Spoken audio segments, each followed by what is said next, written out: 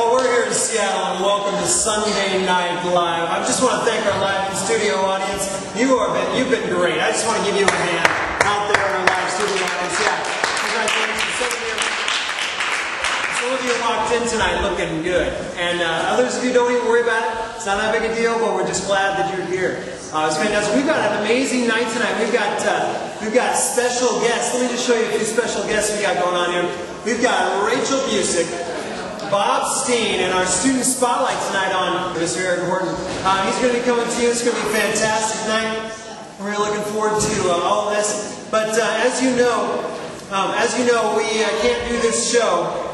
We can't do the show without a few commercials. So from one of our sponsors, here we go. Just go ahead and watch this commercial.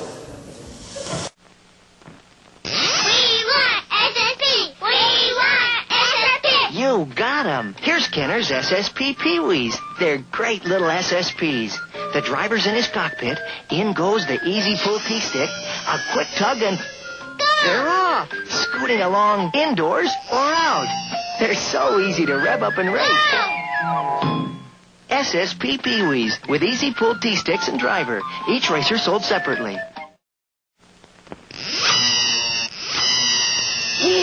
I hear it. Here it comes, the Hall of Power from Sonic Sound. Now, when you pull that T-stick, those SSP racers howl with power. Take that action. Crash 'em. Smash 'em. New SSPs with Sonic Sound. Super Stalker. King Cobra. Detonator. Kenner's SSP racers for $72 now with Sonic Sound. Each sold separate. I know what you're thinking. I'd like to give myself an SSP, and you can. You can.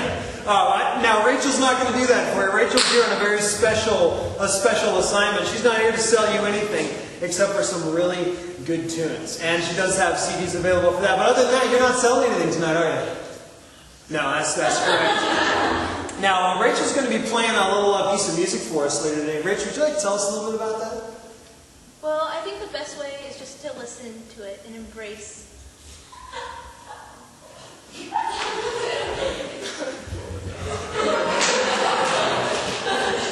I'm willing. I'm willing to do that. Embrace what, exactly? That's for you to decide. Yeah. I feel like you're right about that. And for our live in-studio audience to decide that too, because I know I saw in the hallway, some call it PDA, but I think it was a lot of embracing of the genre that was going on. The musical genre.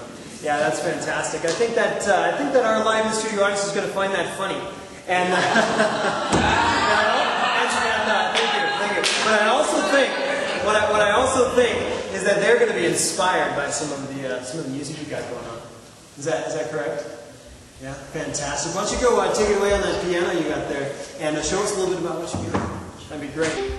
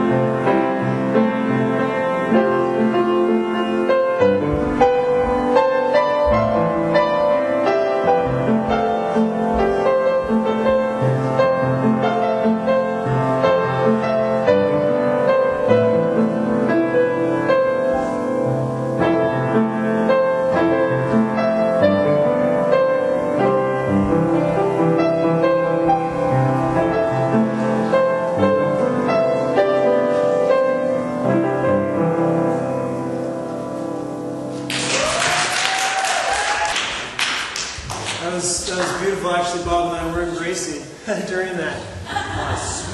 Sweet music. Thank you, Rachel. Appreciate that.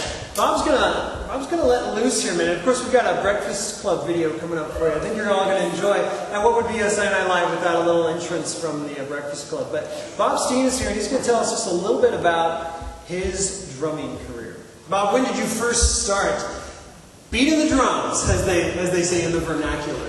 I don't know. I think it's about 40 hours, or maybe it's 40 days, 40 months.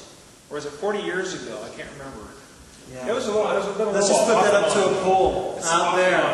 Off and on 40 something. It's been a while, but it's been 40ish. Yeah, it's 40ish. But it's not. I have not been able to practice to be able to be an accomplished musician. So I don't know why I'd be up here following such an accomplished musician. Well, I remember the story what your mom was telling me about the first time you began to play the piano with your drumsticks. Yeah. So I think that was the one. That's a little bit of a clash. So tell me about when you began using the drums, and what was your first set of drums? First set of drums was actually pots and pans from underneath the cupboard. And what you really got mad at is I wasn't putting them away when I got done. Yeah. So yeah, and then I make big messes out of the bottom of the pans. They didn't sit on the burner right anymore because I hit them pretty hard.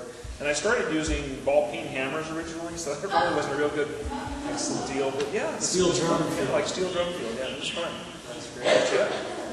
Excellent. So yeah, it's so been a while. what have you been doing now? What kind of things are you involved with that you can share with our vast internet and cable TV audience? I mean, what could you share with them about drumming itself? What you've been involved with, bands?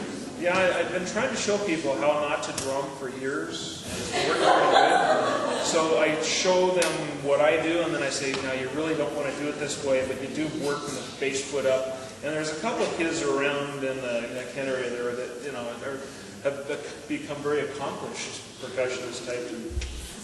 I think I influenced them, but I'm hoping it was a positive way, not a negative way, the way that I drum. But yeah, I have fun with it. So I heard you've been doing some cover bands recently for birthday parties. You heard about that one, yeah. Heard about some of that? We had, in August, we had about 150 people we played in front of for a bunch of 70s stuff. And then in this, about 3 weeks ago or so, we were back over Kids Top Golf Country Club, about 250 people, and now they've asked us, the band, to come back in January and do another thing, and then they'd like us maybe in May or June, somewhere in there. We might get a 4th of July gig over in Silverdale. I like that gig. So, yeah.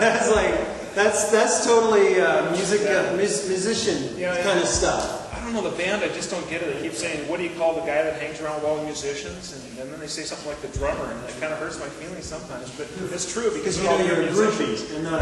I'm more of a groupie, and I just kind of lay some licks out on the skins. So yeah, it's fun. Oh, licks on the skins. Wow, we're learning a lot today. Gigs, licks, skins, and then beating on the drums. I threw that in. That was kind of my thing. But yeah, we're learning a lot, and it doesn't matter where it comes from. If it's from me, it's just people with respect. Yeah, God bless me with this great little rhythm thing. I can't read music, but I can kind of feel the music. Yeah. And so I've always done that. It's been really fun. All right, well, right after Breakfast Club, we're going to hear a little bit from Bob Steen. They call him the Beat Master. I think you'll find out why.